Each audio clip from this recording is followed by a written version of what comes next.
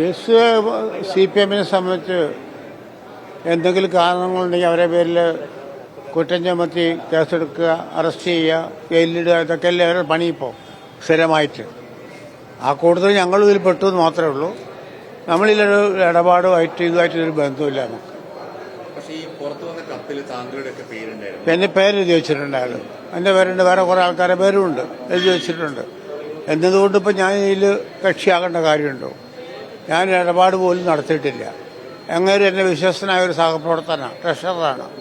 എന്നാൽ എന്നോട് ഇങ്ങനെ പ്രശ്നമുണ്ടെങ്കിൽ അദ്ദേഹത്തിനോട് സൂചിപ്പിക്കണം, പറയണം. ഒന്നും പറയാത്ത സ്ഥിതിക്ക് ഞാൻ എന്താ ചെയ്യുക കാര്യത്തിൽ? ഒരു കത്തെഴുതി വെച്ചതിന്റെ പേരിൽ ഇപ്പം ഞാനും അതിൽ ബലിയാടാകുക. 54 വർഷത്തെ രാഷ്ട്രീയ പ്രവർത്തനത്തിൽ ഒരു നേതാക്കൾക്കും പറയാൻ പറ്റില്ല ഒരു റുപ്യ അപ്പശം വാങ്ങിയെന്ന് ആരും പറയില്ല. എന്റെ സ്വത്തും എന്റെ ഭൂമിയും മറ്റു സാധനങ്ങളൊക്കെ വിറ്റിട്ട് പാർട്ടിക്ക് വേണ്ടി പ്രവർത്തിക്കുന്ന ഒരാളാണ് ഞാൻ. എല്ലാവർക്കും അറിയാം, വയനാട്ടിലെ ആൾക്കാരൊക്കെ അറിയാം കാര്യങ്ങളൊക്കെ. 100% സത്യസന്ധമായിട്ടാണ് ഞാൻ ജീവിച്ചു പോകുന്നത്. എനിക്ക് വലിയ സമ്പത്തുമില്ല, സ്വത്തുമില്ല, ഒന്നുമില്ല. നിയമപരമായി നേരിടാതിരിക്കാൻ പറ്റില്ലല്ലോ. ഇന്നലെ ഈ KPC സമിതിയുടെ കുടുംബം ഞങ്ങൾ പാർട്ടിയിൽ അച്ഛൻ വിശ്വസിച്ച പാർട്ടിയിൽ വിശ്വാസമില്ലെന്ന് പറഞ്ഞിട്ടുണ്ട്. അപ്പൊ ഇന്നിപ്പോ ഇങ്ങനെ കേസെടുക്കുന്നത് അവിടെ ഒരു ഒത്തുതീർപ്പായതിന്റെ പിന്നാലെ വീണ്ടും അങ്ങനെ തോന്നുന്നു. അതിൽ ഗവൺമെന്റ് അല്ലെങ്കിൽ ബന്ധപ്പെട്ട മരിക്കുന്ന ആൾക്കാർ ഇടപെട്ടിട്ടുണ്ടാവുമല്ലോ, അല്ലാതെ വരാൻ വഴിയില്ല. ഇന്നലെ അവർ നമ്മുടെ കമ്മീഷന്റെ ആൾക്കാർ 4 ആൾക്കാർ വന്നു, കണ്ടു, സംസാരിച്ചു, അവരുടെ പ്രശ്നങ്ങളെല്ലാം കേട്ടു, അതിന് പരിഹാരം ഉണ്ടാക്കാമെന്ന് അവർ പറയുകയും ചെയ്തതാണ്. ആ പറയുന്ന സാഹചര്യത്തിൽ പിന്നീട് അതിന് മുകളിൽ വേറെ ഒരു നമ്മുടെ ബുദ്ധിമുട്ടിക്കുന്ന വിധത്തിലേക്ക് ഗവൺമെന്റ് പോകുന്ന സമീപനം എടുക്കുകയാണെങ്കിൽ പ്രയാസമില്ല. ഒക്കെ ആണ്. വിജയന്റെ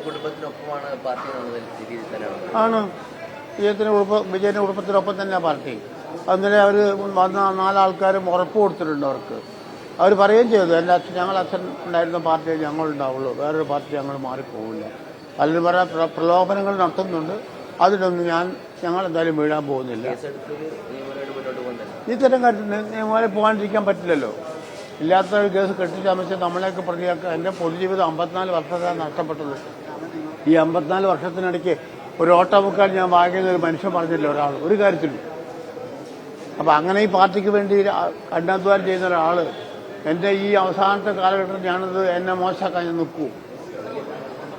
ഒരു വിവരമില്ല എനിക്ക്. ഞാനായിട്ട് ബന്ധപ്പെട്ട കാര്യമല്ല ഇത്, ഒരു കാര്യമില്ല.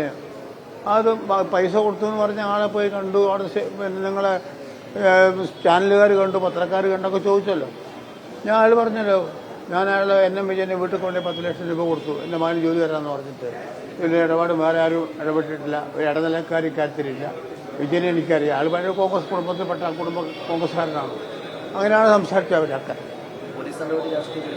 എന്തോ